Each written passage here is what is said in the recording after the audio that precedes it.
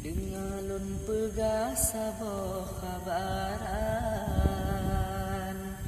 Nabi yang tampan cedah tak ada rupa Di Nabi Yusuf di Nanggro Mesir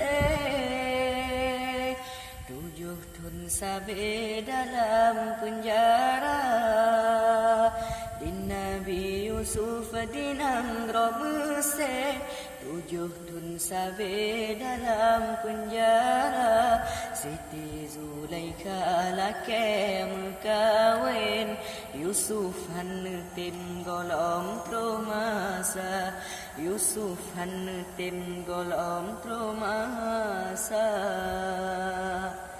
Yusuf anak muda remaja Wajah tampan tari lagoina Siti Zulaikha lake mekawin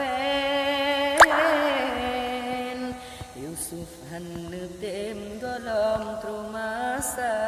Siti Zulaikha lake mekawin Yusuf tim golong tromasa Yusuf tim golong tromasa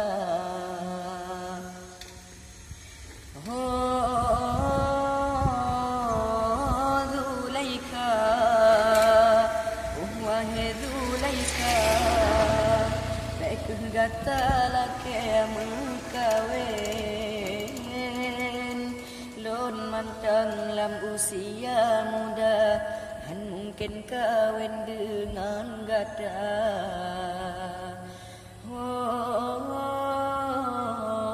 Zulaikha wahai Zulaikha baik gata lake mekawin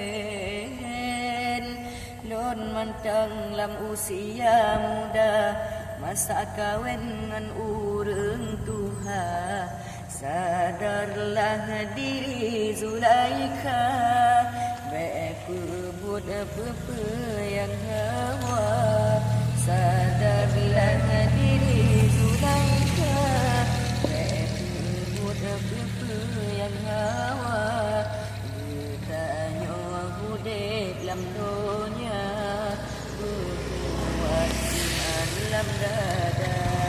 san kotu ake masa dengalun pegah saboh kabaran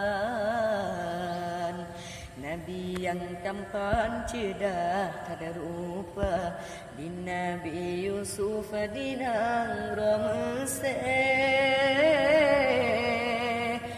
7 tahun sabe dalam penjara Siti Zulaikha lake mekawin Yusuf tim golong tromasa Yusuf tim golong tromasa